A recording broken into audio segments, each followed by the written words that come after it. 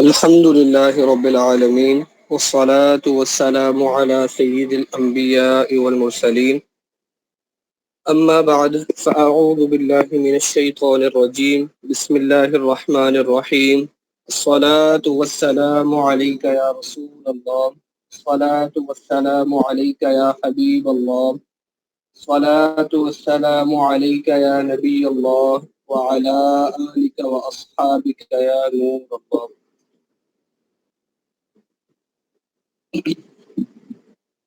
ہماری بار شریعت سے ہم پڑھ رہے تھے پچھلی کلاس میں. انشاءاللہ تعالی آج بھی بار شریعت سے ہی ہم پڑھیں گے مستحب اوقات کا بیان.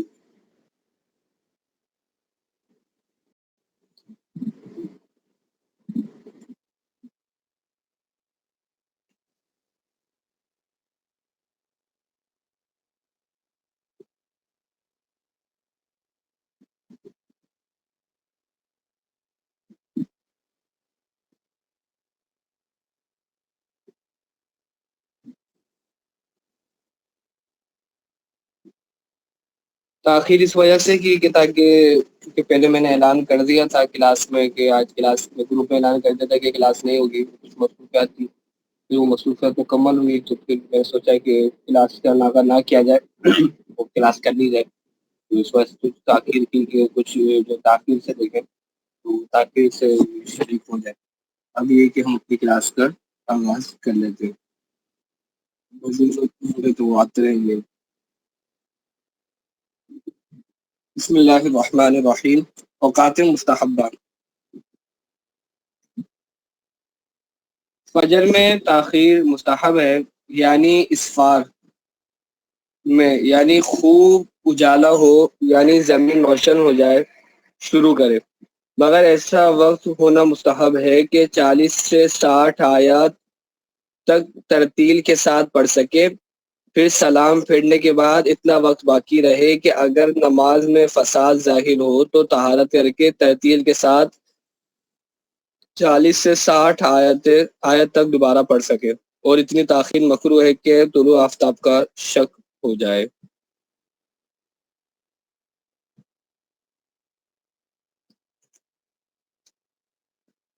حاجیوں کے لیے مزدلفہ میں نہایت اول وقت فجر پڑھنا.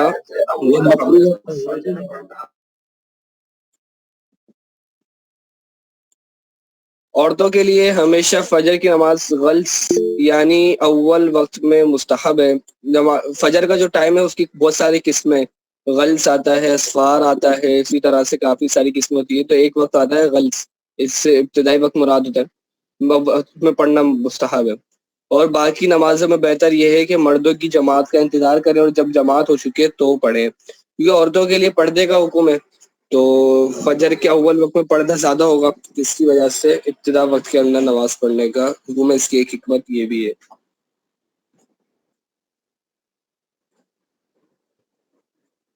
پیچھے جو مکرو آیا تھا وہ کون سا مکرو تھا؟ یہ فجر میں شک ہو جائے.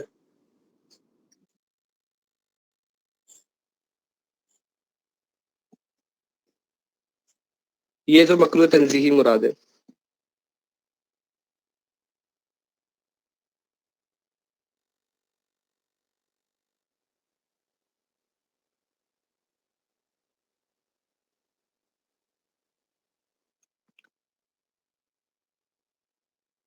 مسئلہ نمبر 8. جاڑوں کی ظہر میں جلدی مستحب ہے. جاڑوں یعنی سردی. اور گرمی کے دنوں میں تاخیر مستحب ہے، خواہ تنہا پڑھے یا جماعت کے ساتھ. ہاں، گرمیوں کے میں ظہر کی جماعت اول وقت میں ہوتی ہے تو مستحب وقت کے لیے جماعت کا ترک جائز نہیں، جیسا کہ ہمارے یہاں پہ ہوتا ہے.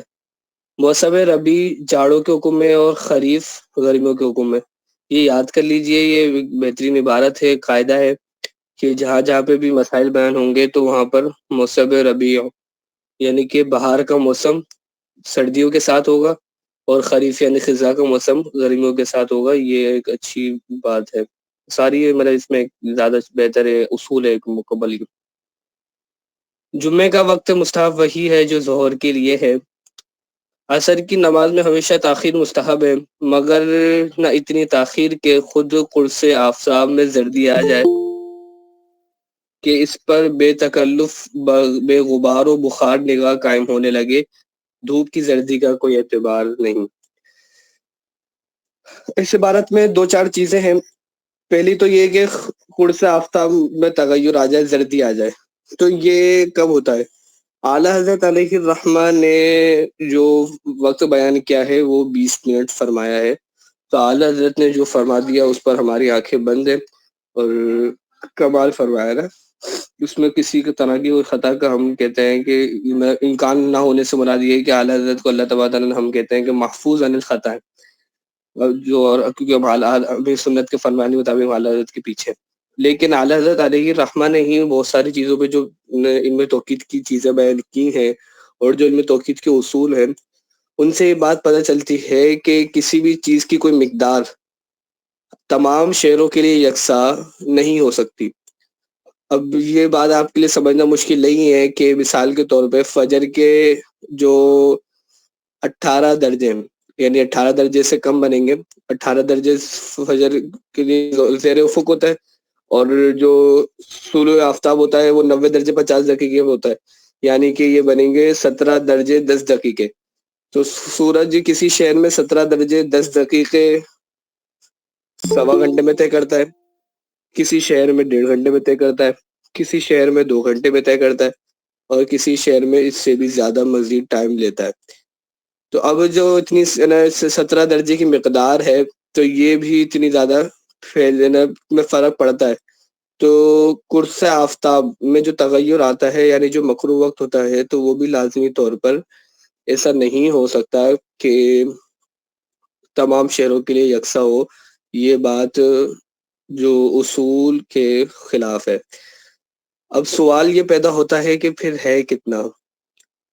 تو کم سے کم جو ہے وہ وسیم صاحب بیان فرماتے ہیں کہ جو استاد صاحب ہیں اور پیریڈ ٹائم اپلیکیشن کے پیریڈ ٹائم ڈپارٹمنٹ کے جو بانی بھی ہیں، جنہوں نے سارے کام وغیرہ کیے ہیں، اور سارے جن کی وجہ سے یہ سارا ان میں توقید وغیرہ کا سلسلہ چلا ہے، تو انہوں نے اس پہ مشاہدات کیے کروائے، اور ساری ان کی ویڈیوز بھی ابھی موجود ہیں یوٹیوب پہ بھی، کچھ ٹائم پہلے ہی اسی ہفتے میں پچھلے ہفتے میں اپلوڈ ہوئی ہے۔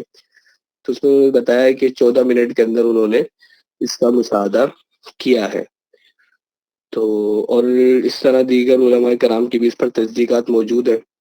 تو اس سے یہ بات ثابت ہوتی ہے کہ 14 وقت جو کم عرض بلاد ہیں تو ان کے ادھر 14 منٹ ہوگا۔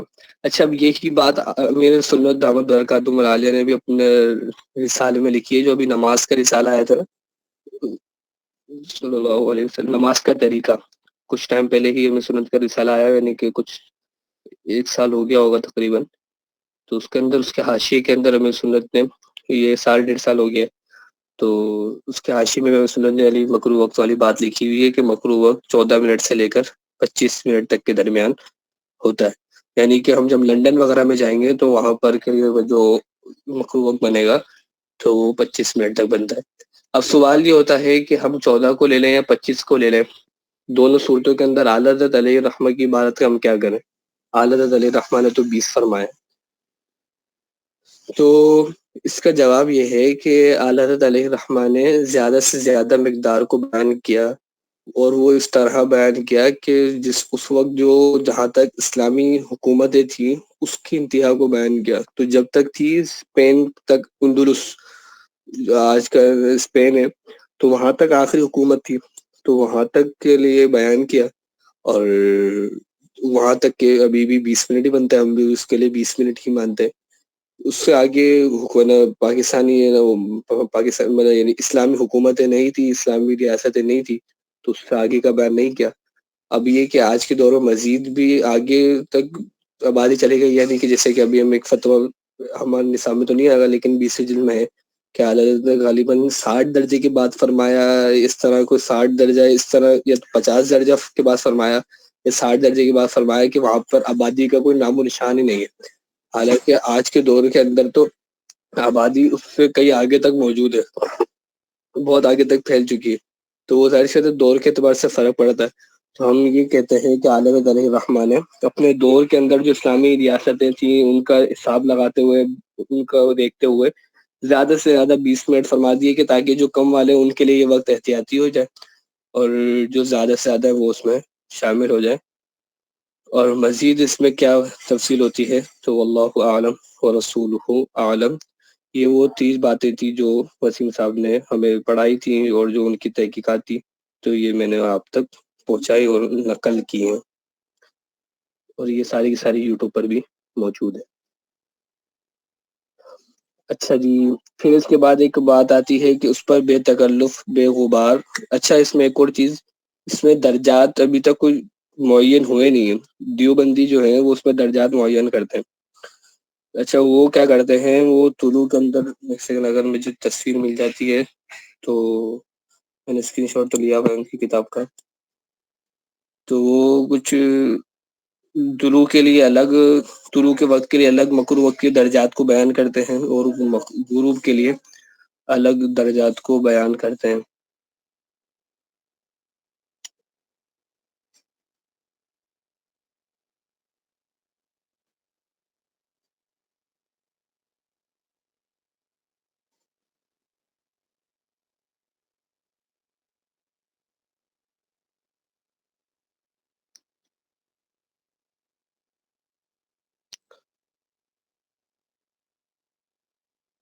1 پوائنٹ کر کے کچھ تھا، ابھی مجھے کنفرم ہے میں نہیں آ رہا، اور ابھی تصویر بھی نظر نہیں آ رہی، اسکرین شاٹ میں نے بھی مل گیا.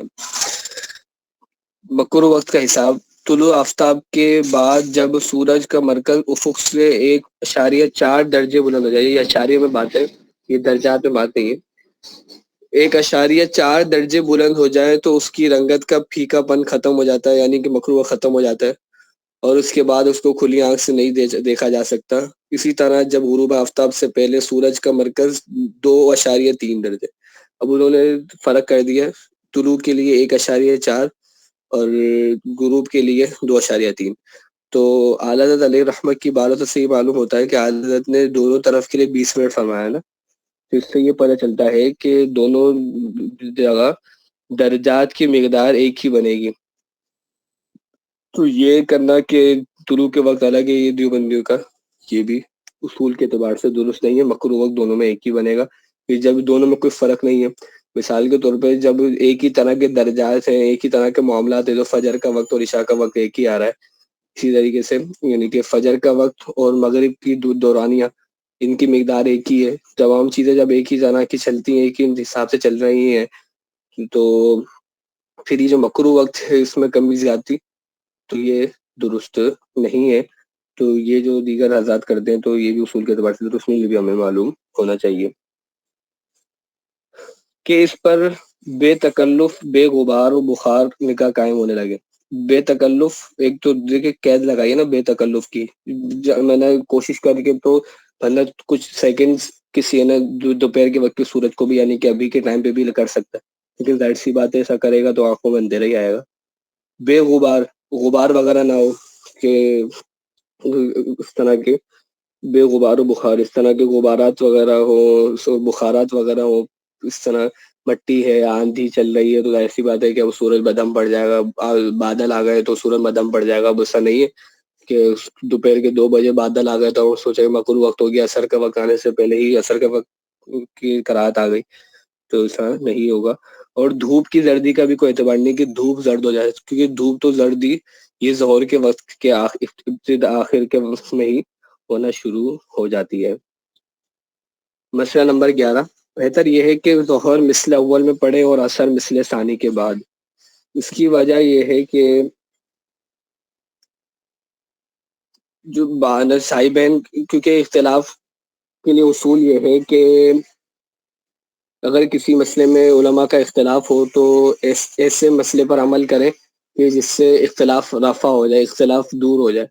تو اگر ہم اب صاحبین کیا کہتے ہیں کہ ظہر کا وقت مثل اول پر ختم ہو گیا، اور امام اعظم کیا کہتے ہیں کہ عصر کا وقت جو ہے وہ مثل ثانی کے بعد شروع ہوگا، تو اگر ہم ظہر کو مثل اول میں پڑھ لیں اور عصر کو مثل ثانی کے بعد پڑھیں، جیسا کہ عموماً ہم یہی کر رہے ہوتے ہیں اگر جماعت سے نماز پڑھیں تو یہ زیادہ بہتر ہے. اس سے کیا ہوگا کہ دونوں کے قول پر عمل ہو جائے گا، اور جتنے زیادہ قولوں پر عمل ہو اتنا زیادہ بہتر ہے. تجربے سے بات ثابت ہوئی ہے، یہ والی جو عدالت آئی تھی اب وہ اسی کے اوپر اب بات آ گئی ہے. تجربے سے ثابت ہوا ہے کہ قرص آفتاب میں زردی اس وقت آ جاتی ہے کہ جب غروب میں 20 منٹ باقی رہتے ہیں، تو اسی قدر وقت کراہت ہے۔ یوں ہی بعد طلوع 20 منٹ کے بعد جواز نماز کا وقت جواز نماز کا وقت ہو جاتا ہے۔ تاخیر سے مراد یہ، اب یہ دیکھیں یہ بھی ایک اصول بیان ہو رہا ہے کہ تاخیر اور تعجیل سے مراد کیا ہے۔ تو تاخیر سے مراد یہ ہے کہ وقت مستحب کے 2 حصے کیے جائیں، اور پچھلے سے مراد کیا ہے؟ بعد والا حصہ۔ بزرگان دین علیہ الرحمہ پچھلے سے بعد والا مراد لیتے ہیں، کیونکہ پرانی کتابوں میں اس طرح استعمال ہوتا ہے، تو پچھلے حصے میں ادا کریں۔ عصر کی نماز وقت مستحب میں شروع کی تھی، مگر اتنا طول دیا کہ وقت مکروہ آ گیا، تو اس میں کراہت نہیں۔ روز ابر یعنی بادل والے دن کے سوا مغرب میں ہمیشہ تعجیل مستحب ہے، اور 2 رکعات سے زائد تاخیر مکروہ ہے تنزیہی، اور اگر بغیر عذر سفر و مرض وغیرہ اتنی تاخیر کی کہ ستارے گچھ گئے تو مکروہ تحریمی۔ 3 چیزیں ہیں، یعنی کہ ابتدا کے اندر مستحب، پھر مکروہ تنزیہی کا حکم 2 رکعات سے زائد کی تاخیر، اور مکروہ سے زیادہ مکروہ تحریمی۔ تو کوشش یہ کرنی چاہیے، ہمارے یہاں پہ یہ نا 2 رکعات سے زائد کی تاخیر ہو رہی ہوتی ہے، اب اس پہ تو یوں سمجھیے کہ عمل ہو گیا، پتہ نہیں اس کا کیا حکم ہوگا، اس سے کراہت کا حکم باقی اٹھ جائے گا یا نہیں اٹھے گا، واللہ عالم، اس پہ تو میں کچھ کلام نہیں کرتا، لیکن اگر ہو سکے تو کوشش کرنی چاہیے کہ نماز جلد سے جلد ہو۔ بہرحال اس کا حکم تو کوئی مفتی صاحب وغیرہ ہی بیان فرما سکیں گے۔ ستارے گچھ جائیں تو مکروہ تحریمی۔ مغرب کا وقت جب ہوتا ہے تو اس کے بعد اگر کوئی اس طرح کے روشنی وغیرہ بہت زیادہ نہ ہو، تو جیسے اگر ہم مغرب کا وقت شروع ہوا تو پھر کچھ نہ کچھ ستارے ایک 2 نظر آنے لگ جاتے ہیں، اس کے بعد بڑے بڑے ستارے یعنی کہ اس طرح نظر آنے لگ جاتے ہیں، پھر کچھ مزید وقت گزرتا ہے تو ستاروں کے جھرمٹ باقاعدہ نظر آتے ہیں کہ اتنے ستارے ہوتے ہیں۔ ستارے کو جانے کا ایک طرح سے یہ بھی ہم سمجھ سکتے ہیں کہ ہمارے لیے ستارے گنتی کرنا مشکل ہو جائے، ہم ستاروں کو گنتی نہ کر سکیں، تو ایسا وقت ہو جائے تو اس کے لیے ستارے کچھ جانا ہوتا ہے۔ اب یہ وقت مشاہدے سے کتنا ثابت ہوا ہے؟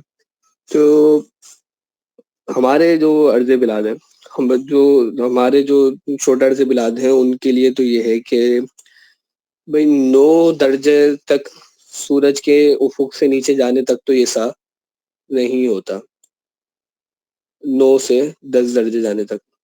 اچھا، اس کے بعد پھر یعنی کہ آدھا وقت گزر جائے، اس کو یوں سمجھ لیں، آدھے وقت سے سمجھ لیں، اس کو 9 درجے 10 درجے سے نہ سمجھیں، آدھا وقت گزر جاتا ہے تو تقریباً جب تک تو نہیں ہوتا، اس کے بعد پھر آدھے سے جو مزید کچھ وقت گزرتا ہے تو اس کے کچھ ہی لمحوں بعد ہی پھر یہ ستارے گچھ جانے والی کیفیت پیدا ہوتی ہے۔ تو اس کے لیے مزید اچھے مشاہدہ تو لندن وغیرہ میں ہو سکیں، کیونکہ وہاں پر ہر درجات کا تقریباً جو مجھے درجہ یاد آ رہا ہے وہ 10 درجہ یاد آ رہا ہے، پھر 10 درجے کے بعد جا کے یہ اس طرح مکروہ تحریمی والی صورت پیدا ہونا شروع ہوتی ہے۔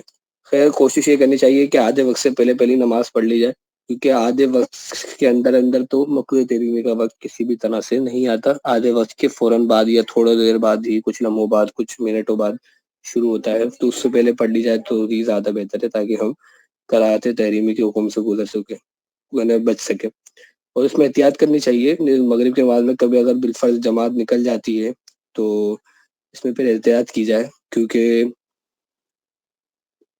اس طرح فجر مغرب کا وقت زیادہ تر ہوتا ہے گھنٹہ سوا گھنٹے کا، اس کو آدھا کریں تو آدھا پونا گھنٹہ بھی نہیں بنتا، تو اس میں اس طرح اگر جماعت نکل جائے تو عموماً دیکھا ہی جاتا ہے اتنی تاخیر لوگ کر ہی دیتے ہیں بلا وجہ، تو یہ کراہت تحریمی کے حکم ہے، اور ایسی بات ہے بندہ گناہ گار بھی ہوگا۔ عشاء میں تہائی رات تک تاخیر مستحب ہے اور آدھی رات تک تاخیر مباح ہے، یعنی کہ جب کہ آدھی رات ہونے سے پہلے فرض پڑ چکے اور اتنی تاخیر کہ رات ڈھل گئی، مکروہ ہے کہ باعث تقلیل جماعت ہے۔ نماز عشاء سے پہلے سونا اور بعد نماز عشاء دنیا کی باتیں، قصے، کہانی کہنا سننا مکروہ ہے۔ ضروری باتیں اور تلاوت قرآن مجید اور ذکر اور دینی مسائل اور صالحین کے قصے اور مہمان سے بات چیت کرنے میں حرج نہیں۔ یوں ہی طلوع فجر سے طلوع آفتاب تک ذکر الہی کے سوا ہر بات مکروہ ہے۔ جو شخص جاگنے پر اعتماد رکھتا ہے اس کو آخری رات میں وتر پڑھنا مستحب ہے، ورنہ سونے سے قبل پڑھ لے۔ پھر اگر پچھلے کو آنکھ کھلی تو تہجد پڑھے، وتر کا اعادہ جائز نہیں، وتر دوبارہ نہیں پڑھ سکتا۔ ابر کے دن عصر و عشاء میں تعجیل مستحب ہے، باقی نمازوں میں تاخیر۔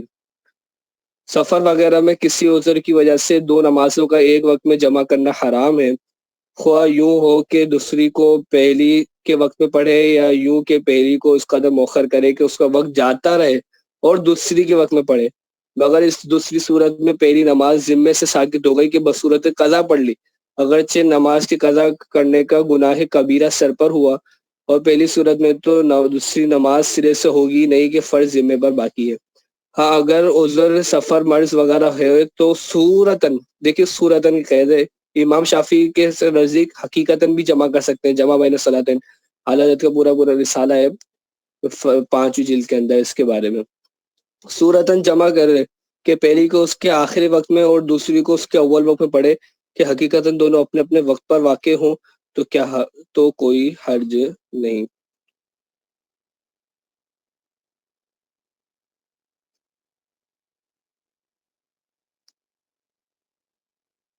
عرفہ و مزدلفہ حکم سے مستثنا ہے کہ عرفہ میں ظہر و عصر وقت ظہر میں پڑھی جائیں، اور مزدلفہ میں مغرب و عشاء وقت عشاء میں، اور ان کا پڑھنے کا انداز بھی مختلف ہے جو حج کے مسائل کے اندر تحریر ہے۔ یہ ہمارے مستحب اوقات مکمل ہوئے، اب اوقات مکروہ۔ یہاں تک کوئی سوال ہو تو کر لیجئے۔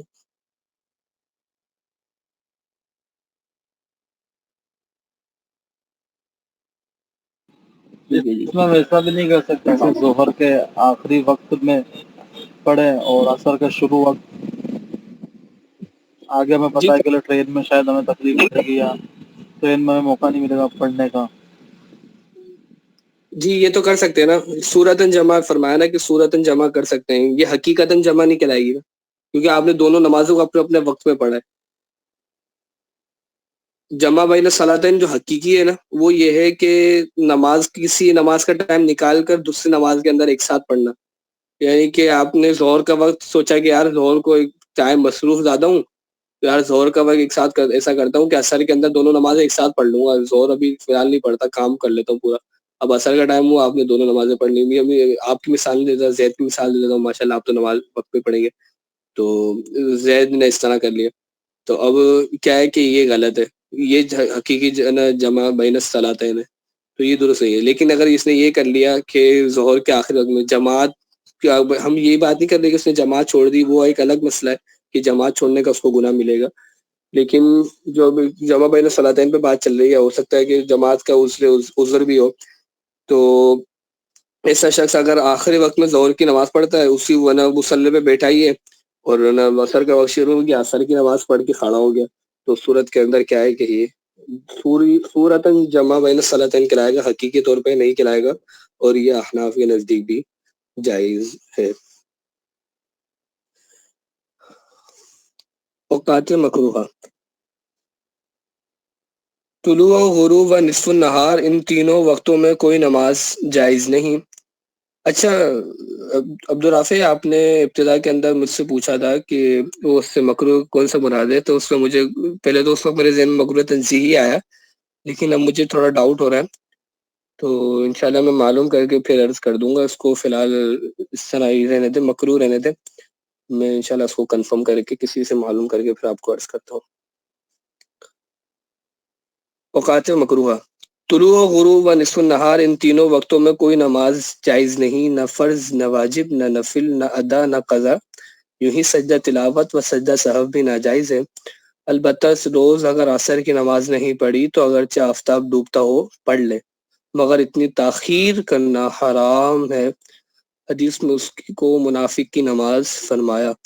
طلوع سے مراد آفتاب کا کنارہ ظاہر ہونے سے اس وقت تک ہے کہ اس پر نگاہ خیرہ ہونے لگے، جس کی مقدار کنارہ چمکنے سے 20 منٹ تک ہے، یہ وہ دوبارہ 20 منٹ والی بات آ گئی، اور اس وقت سے کہ آفتاب پر نگاہ ٹھہرنے لگے ڈوبنے تک غروب ہے، یہ بھی وقت 20 منٹ ہے۔ نصف النہار سے مراد نصف النہار شرعی ہے، سے نصف النہار حقیقی تک ہے، یہ بھی ذہن میں ہونا چاہیے۔ جو دیوبندی حضرات ہیں تو وہ یا بعض ہمارے اہل سنت کے بھی ہیں جیسے کہ صاحب فتاوی نوری ہے، ان کا یہ موقف ہے کہ جو یہ والا وقت ہے، زاوا کبرا والا وقت ہے، یہ جس طرح ہم مانتے ہیں اس طرح نہیں مانتے. یہ کہتے ہیں کہ بس اتنی دیر کی کراہت ہوگی کہ جتنی دیر کے لیے سورج ہمارے بالکل سر پر آئے گا.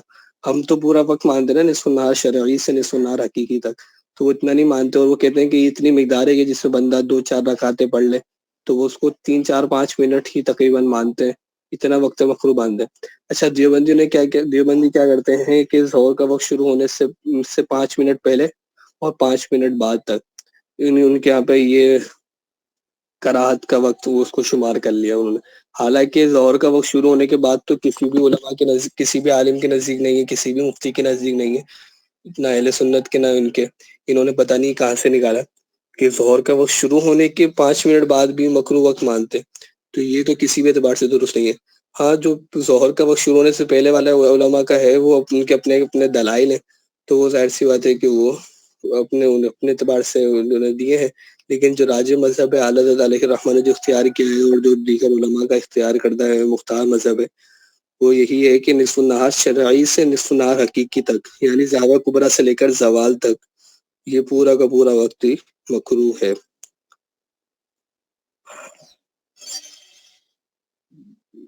جس کو دعویٰ کبرا کہتے ہیں، یعنی طلوع فجر سے غروب آفتاب تک آج جو وقت ہے اس کے برابر برابر 2 حصے کر لیے جائیں. پہلے حصے کے ختم پر ابتدائی نصف النہار شرعی اور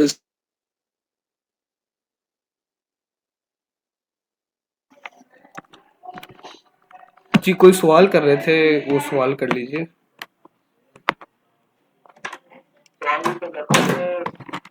سے الگ ہو، 12 کا کیا مراد ہے؟ سمجھا نہیں آپ کا سوال. مسئلے میں کی بات قاعدہ سے الگ ہو. کس سے الگ ہو؟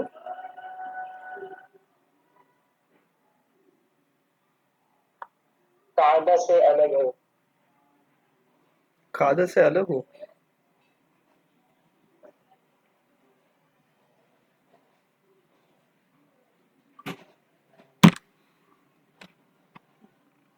مسئلہ بتائیے گا، میری ساری توجہ آگے پیچھے ہو گئی ابھی ریکارڈنگ کی وجہ سے.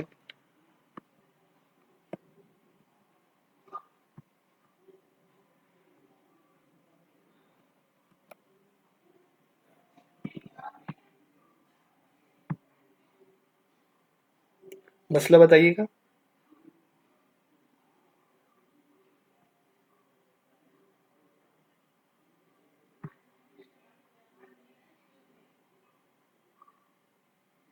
یہ مسئلہ نمبر 2 تھا، مطلب یعنی مسئلہ تو 33 کے بعد جو 2 نمبر مکروہ وقت آیا کہ اپنے مذہب کی جماعت کے لیے اقامت ہوئی تو اقامت سے ختم جماعت تک نفل و سنت پڑھنا مکروہ تحریمی ہے. البتہ اگر نماز فجر قائم ہو چکی اور جانتا ہے کہ سنت پڑھے گا جب بھی جماعت مل جائے گی، اگرچہ قعدے میں شرکت ہوگی، تو حکم ہے کہ جماعت سے الگ اور دور سنت فجر پڑھ کر شریک جماعت ہو. اور جو جانتا ہے کہ سنت میں مشغول ہوگا تو جماعت جاتی رہے گی. سنت کے خیال سے جماعت ترکی یہ ناجائز گناہ ہے، اور باقی نمازوں میں اگرچہ جماعت ملنا معلوم ہو سنتیں پڑھنا جائز نہیں. اس میں کیا معلوم کر رہے ہیں آپ؟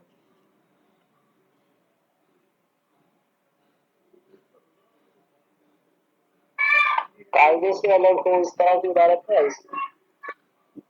نہیں، قاعدے سے الگ ہو تو نہیں ہے.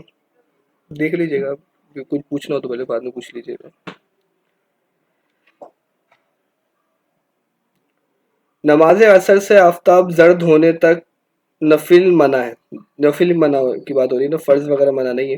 نفل نماز شروع کر کے توڑ دی تھی تو اس کی قضا بھی اس وقت میں منع ہے، اور پڑھ لی تو نہ کافی ہے، قضا اس کے ذمے سے ساقط نہ ہوئی.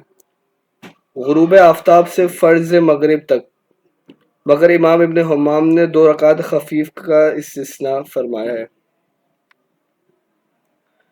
جس وقت امام اپنی جگہ سے خطبہ جمعہ کے لیے کھڑا ہوا اس وقت سے فرض جمعہ ختم ہونے تک نماز نفل مکروہ ہے، یہاں تک کہ جمعے کی سنتیں بھی. عید خطبہ کے وقت اگرچہ پہلا ہو یا دوسرا اور جمعے کا ہو یا خطبہ عیدین یا کسوف ہو استسقاء ہو حج و نکاح کا ہو ہر نماز حتیٰ کہ قضا بھی ناجائز ہے مگر صاحب ترتیب کے لیے خطبہ جمعہ کے وقت قضا کی اجازت ہے۔ جمعے کی سنتیں شروع کی تھی اور کہ امام خطبے کے لیے اپنی جگہ سے اٹھا چاروں رکعتیں پوری کر لے۔ نماز عیدین سے بیشتر نفل مکروہ ہے خواہ گھر میں پڑھے یا عیدگاہ مسجد میں۔ نماز عیدین کے بعد نفل مکروہ ہے جبکہ عیدگاہ میں پڑھے یا مسجد میں پڑھے، گھر میں پڑھنا مکروہ نہیں۔ عرفات میں جو ظہر و عصر ملا کر پڑھتے ہیں ان کے درمیان میں اور بعد میں نفل و سنت مکروہ ہے۔ مزدلفہ میں جو مغرب و عشاء جمع کیے جاتے ہیں فقط ان کے درمیان نفل و سنت پڑھنا مکروہ ہے، بعد میں مکروہ نہیں۔ فرض کا وقت تنگ ہو تو ہر نماز یہاں تک کہ سنت فجر و ظہر مکروہ ہے۔ جس بات سے دل بٹے اور دفع کر سکتا ہو اسے دفع کیے بغیر ہر نماز مکروہ ہے، مثلاً پاخانے یا پیشاب یا ریاح کا غلبہ ہو، مگر جب وقت جاتا ہو تو پڑھ لے پھر پھیرے۔ یوں ہی کھانا سامنے آ گیا اس کی خواہش ہو، غرض کوئی ایسا امر درپیش ہو جس سے دل بٹے خشوع میں فرق آئے تو ان وقتوں میں بھی نماز پڑھنا مکروہ ہے۔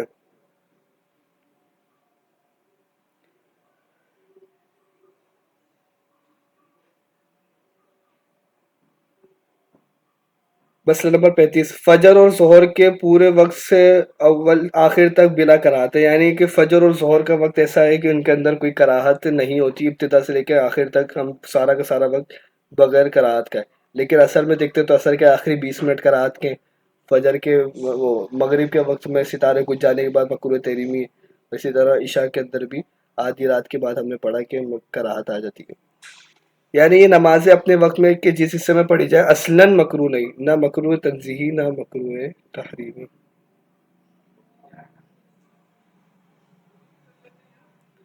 پھر اس کے بعد یہ ہمارا اوقات کا بیان مکمل ہوا، اس کے بعد ہے استقبال قبلہ۔ تو استقبال قبلہ کے جو مسائل ہیں وہ ہم نے لیول 3 کے اندر پڑھ لیے تھے، تو ہم اس کو لیول 4 کے اندر نہیں دہرائیں گے۔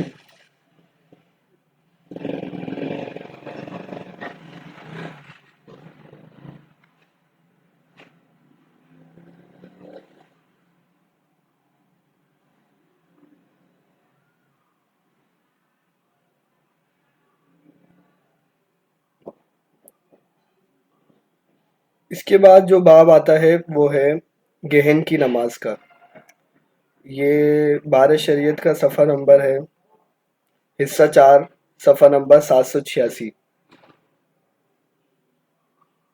اور ہماری جو پی ڈی ایف ہے نصاب توقیت نصاب تخصص توقیت والی، اس کا صفحہ نمبر ہے 23۔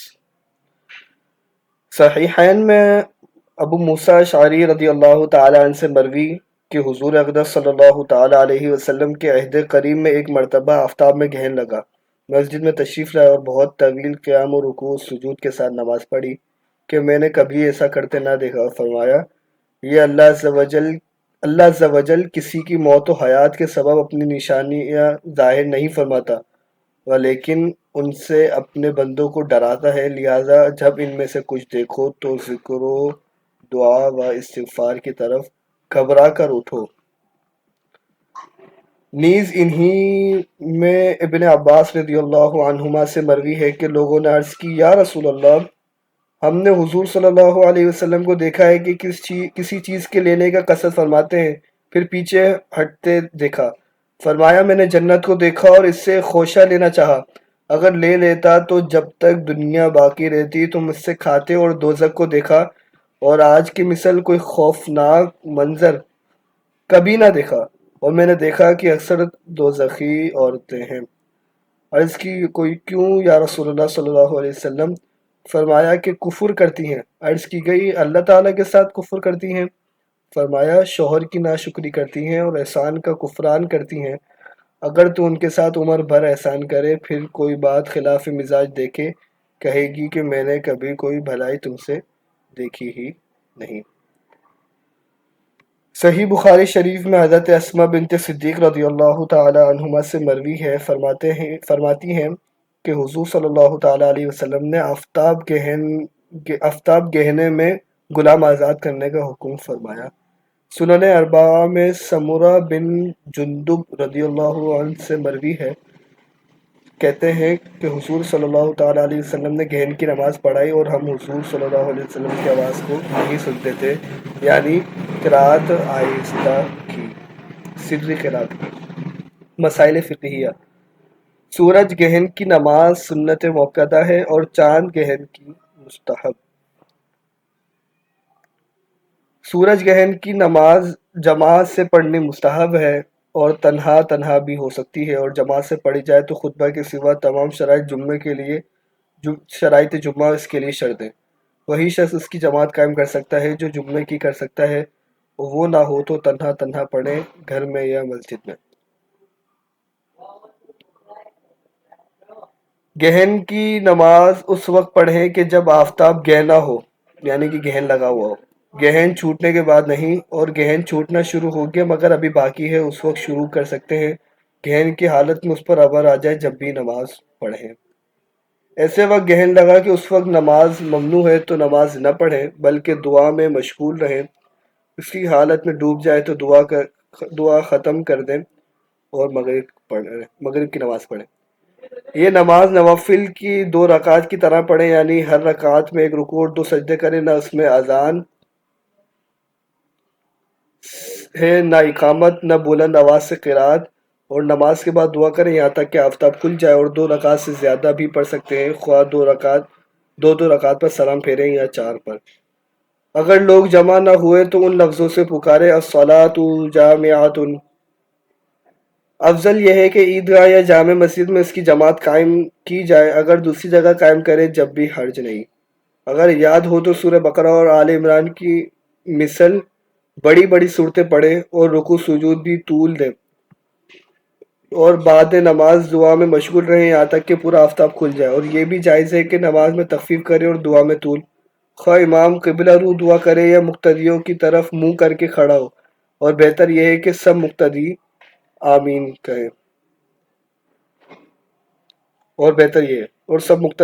کہیں، اگر دعا کے وقت عصا یا کمان پر ٹیک لگا کر کھڑا ہو تو یہ بھی اچھا ہے، دعا کے لیے ممبر پہ نہ جائے۔ سورج گہن اور جنازے کا اجتماع ہو تو پہلے جنازہ پڑھے۔ چاند گہن کی نماز میں جماعت نہیں، امام موجود۔ اب پہلے تو سورج گہن کی بات ہوئی تھی، اب چاند گہن کی بات ہو رہی ہے۔ چاند گہن کی نماز میں جماعت نہیں، امام موجود ہو یا نہ ہو، بہرحال تنہا تنہا پڑھیں۔ امام کے علاوہ 2-3 آدمی جماعت کر سکتے ہیں، یعنی کہ جو کیا کہلاتا ہے، اس کا ایک لفظ استعمال ہوتا ہے، صلی اللہ علیہ وسلم، کسی کو ذہن میں آ رہا ہے؟ یہ نفل کے لیے جب 3-4 لوگ بڑھ جاتے ہیں تو پھر ایک لفظ اس کے لیے استعمال کرتے ہیں،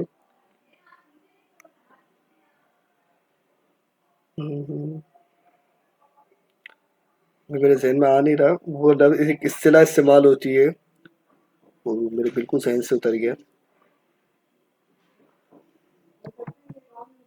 مسئلہ نمبر 9، تیز آندھی آئے یا دن میں سخت تاریکی چھا جائے یا رات میں خوفناک روشنی ہو، لگاتار کثرت سے میںہ برسے یا بکثرت اولے پڑیں، یا آسمان سرخ ہو جائے یا بجلیاں گریں یا بکثرت تارے ٹوٹیں یا طاعون وغیرہ وبا پھیلے یا زلزلے آئیں یا دشمن کا خوف یا کوئی دہشت ناک امر پایا جائے، ان سب کے لیے 2 رکعت نماز مستحب ہے۔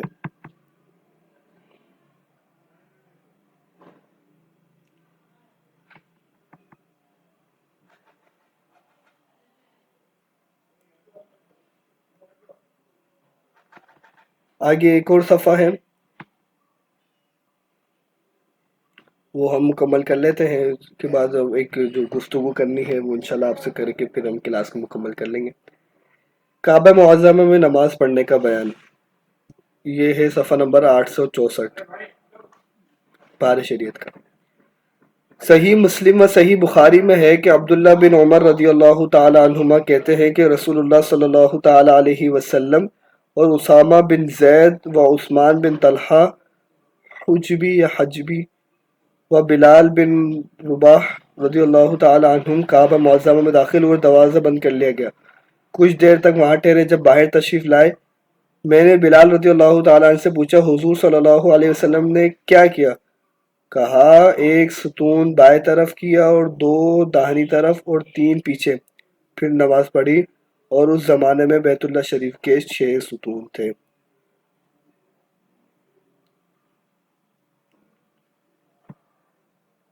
کعبہ معظمہ کے اندر ہر نماز جائز ہے، فرض ہو یا نفل، تنہا پڑھے یا جماعت، اگرچہ امام کا رخ اور طرف ہو اور مقتدی کا اور طرف، کہ چاروں طرف ہی قبلہ ہے، مگر جب کہ مقتدی کی پشت امام کے سامنے ہو تو مقتدی کی نماز نہ ہوگی، کیونکہ اب تو امام سے آگے ہو جائے گا، اور اگر مقتدی کا منہ امام کے منہ کے سامنے ہو تو نماز ہو جائے گی، مگر کوئی چیز اگر درمیان میں حائل نہ ہو تو مکروہ ہے۔ اگر مقتدی کا منہ امام کی کروٹ کی طرف ہو تو بلا کراہت جائز۔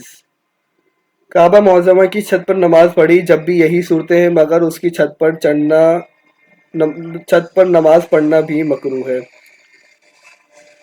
مسجد الحرام شریف میں کعبہ معظمہ کے گرد جماعت کی اور مقتدی کعبہ معظمہ کی چاروں طرف ہوں جب بھی جائز ہے، اگرچہ مقتدی بنسبت امام کے کعبہ سے قریب تر ہو، بشرط یہ کہ مقتدی جو یہ نسبت امام کے قریب تر ہے ادھر نہ ہو جس طرف امام ہو، بلکہ دوسری طرف ہو۔ اگر اسی طرف امام ہے جس طرف امام ہے اور بنسبت امام کے قریب تر ہے تو اس کی نماز نہ ہوئی کہ اب امام سے آگے ہو جائے گا۔ امام کعبے کے اندر ہے اور مقتدی باہر تو ابتدا صحیح ہے، خواہ امام تنہا اندر ہو یا اس کے ساتھ بعض مقتدی بھی ہو، مگر دروازہ کھلا ہونا چاہیے، امام کے رکوع سجود کا حال معلوم ہوتا رہے، اور اگر دروازہ بند ہے مگر امام کی آواز آتی ہے جب بھی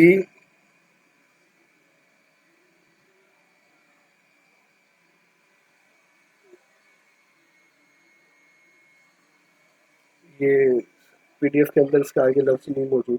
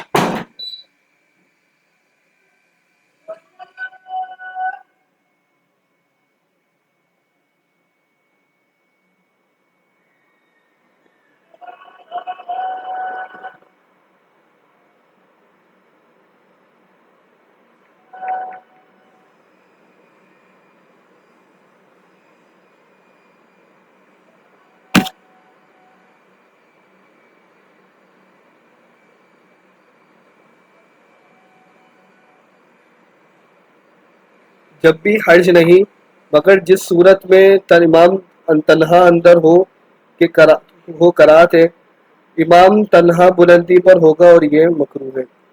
امام باہر ہو اور مقتدی اندر، جب بھی نماز صحیح ہے، بشرط یہ کہ مقتدی کی پشت امام کے مواجہے میں نہ ہو۔ صلو علی الحبیب صلی اللہ تعالی علی محمد صلی اللہ تعالی علیہ وسلم۔ اور اسی مسئلے کے مکمل ہونے کے ساتھ بارش شریف کا چوتھا حصہ بھی مکمل ہو جاتا ہے انشاءاللہ تعالی۔ کل اگلی کلاس کے اندر ملتے ہیں انشاءاللہ، کل ہماری کلاس ہوگی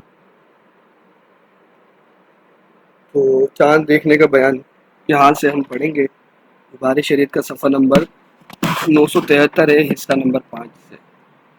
کوئی سوال ہو تو کر لیجئے۔